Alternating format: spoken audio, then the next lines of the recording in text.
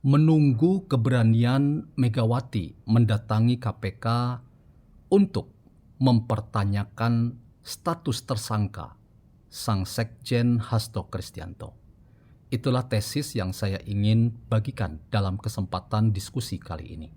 Selamat datang dalam channel Meragukan Filsafat, sebuah channel yang secara sadar dibangun untuk turut mengedukasi ruang publik virtual Indonesia dengan menawarkan alternatif berpikir dari lensa pemikiran filsafat untuk membaca fenomena sosial, politik, kebudayaan dalam konteks Indonesia kontemporer. Teman-teman, titik tolak untuk diskusi kali ini terkait dengan menunggu keberanian atau menantikan keberanian Megawati merealisasikan ucapannya, mendatangi KPK dan mempertanyakan status Hasto sebagai tersangka. Maka saya ingin mengutip pendapat seorang The Masters of Suspicion atau guru kecurigaan yang bernama Friedrich Nietzsche. Lagi-lagi Nietzsche menurut saya menarik oleh karena ia membongkar cara pandang kita yang seringkali sangat sempit dan memposisikan kita sebagai orang-orang yang menjaga moralitas, menjaga etika, tetapi di pihak lain kita menjadi orang yang seringkali melacurkan etika dan moralitas kita sendiri, seolah-olah kita adalah orang yang berada di posisi di atas orang-orang lain dan kita menghakimi orang lain sebagai orang yang tidak selevel dengan kita. Apa kata Friedrich Nietzsche, teman-teman? Salah satu kutipan penting dari seorang Nietzsche adalah ketika ia berkata bahwa kita yang berteriak-teriak awas monster, hati-hatilah agar kita sendiri jangan menjadi monster.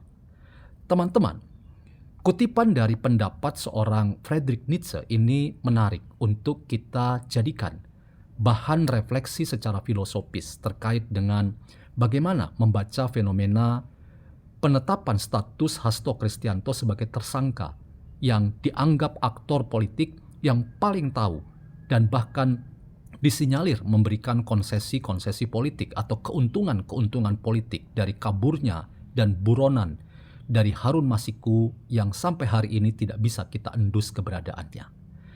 Ada indikasi bahwa seorang Harun Masiku masih di tanah air kita dan secara sistematis dan betul-betul diupayakan tertutup dari liputan media dan segala sesuatu jenis bentuk investigasi. Ia masih disembunyikan di tanah air kita. Tetapi ada juga yang berpendapat dia sudah berada di luar negeri yang tidak pernah dapat diketahui posisi dirinya secara tepat.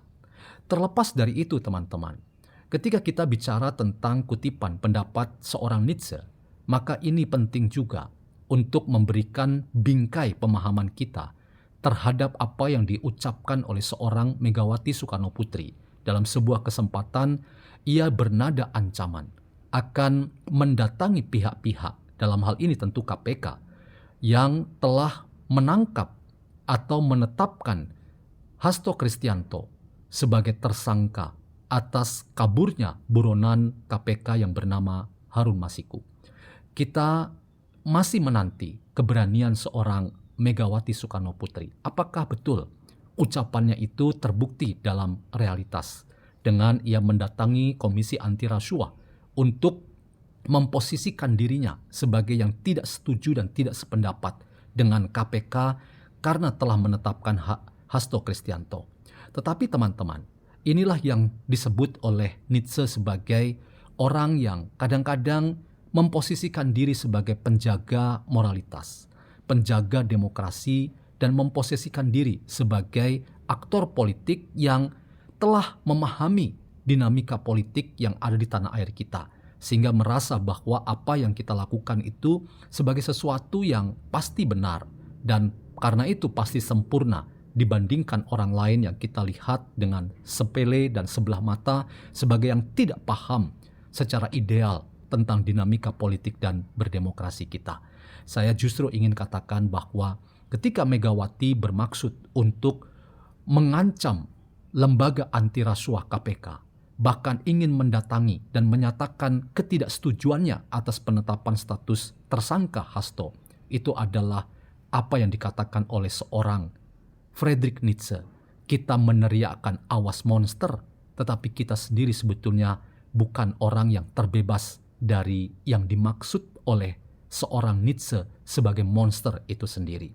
Kita mengkritik orang lain, tapi kita tidak sadar bahwa di dalam internal diri kita, itu kita juga menjadi sumber masalah dari banyaknya kekisruhan dan keaut-autan dari dinamika politik dan demokrasi di tanah air kita.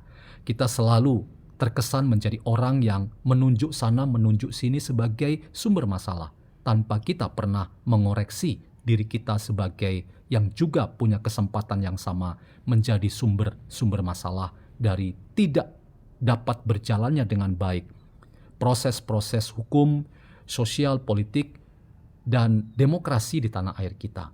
Janganlah kita justru terjebak pada logika yang dibangun oleh seorang Friedrich Nietzsche yang menghantar kita untuk berefleksi tentang fenomena yang kita saksikan pada kemarin hari ketika KPK menetapkan Hasto sebagai tersangka yang dianggap paling tahu dari buronan KPK yang bernama Harun Masiku. Kita diingatkan bersama, janganlah kita yang mengkritik di sana-sini sebagai orang yang memberi pesan-pesan moral untuk menghindari bahaya hadirnya atau datangnya atau tibanya monster yang menakutkan yang ingin menerkam kita.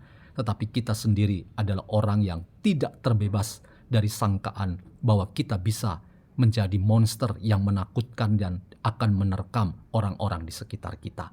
Jadi teman-teman, waspadalah bahwa kita yang seringkali ideal membayangkan diri kita sebagai orang yang paling sempurna menggambarkan tentang proses politik yang kita mainkan, institusi politik yang kita miliki, yang kita anggap paling baik tentang bagaimana memahami dan menerjemahkan politik dan demokrasi. Tapi kita sendiri pada kesempatan yang lain justru menjadi sebab dari masalah kisruhnya dan aut-autannya proses politik dan demokrasi di tanah air kita.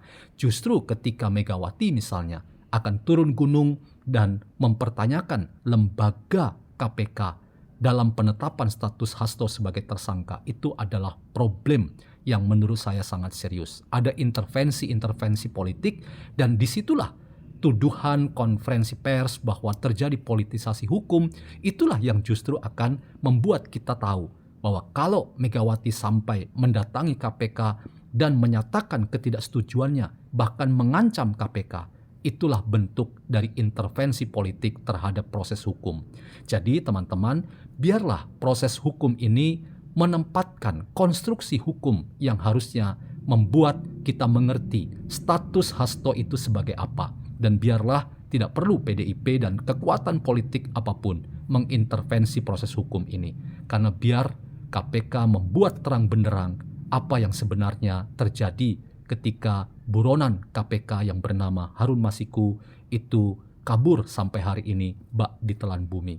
Kita masih akan menanti apa yang akan terjadi ke depan, tetapi pesan dari Friedrich Nietzsche, hati-hatilah kita yang selalu berkoar-koar awas monster, agar kita sendiri jangan menjadi monster yang justru mengancam orang lain dan proses politik dan demokrasi kita yang semakin baik ke depan.